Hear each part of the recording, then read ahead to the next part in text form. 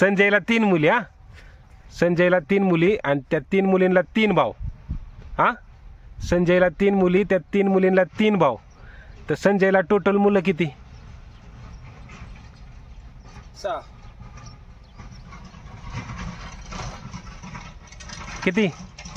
संजयला 3 मुली. हा, त्या 3 मुलींना 3 भाऊ. हा, तर संजयला टोटल मुलं किती? 3 भाऊ, 3 मुली 3 भाऊ.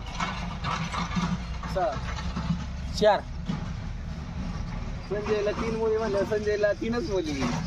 संजयला 3 मुली, त्या 3 मुलींना 3 भाऊ. मग ती 3 मुली 3 भाऊ म्हणजे एकच मुलगा. 4 जण झाले. संजयला मुलं किती?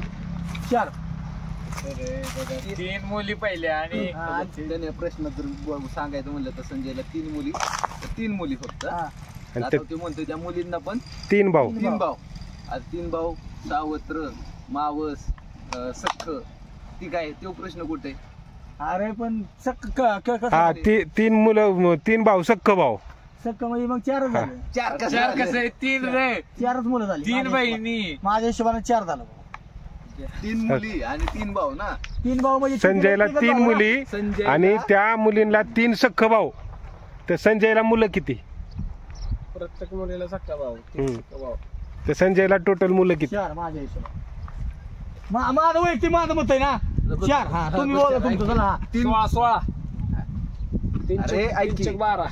3 मुली हा, आणि त्या 3 मुलींना 3 3 सख्खा सख्ख भाऊ. 3 सख्ख भाऊ. हम्म.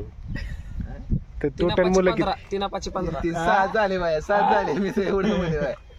किती झाले? धरून 7. संजयला मुलं किती? हॅलो संजय, तुला पोरं किती? बर हॅलो संजय सिंगानिया.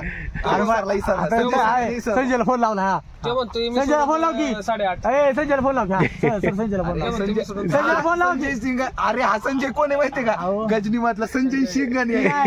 संजयला फोन लाव की.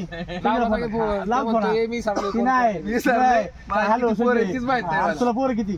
अरे बाय, माझं अजून लग्न नाही झालं. बाया तू जर विचारलाय ना त्याच्यात मधले 6. ते माझं 6. 4. माझं 4 होतं. हे 4 म्हणतोय. माझं 4. आणि तर आणि मग मला 8.5 माझं एक असं जर पोटात चुकत अर्ध. असेल ना तर तो संजय सिंगानी आहे. त्याला माहित आहे किती पोर आहेत ती.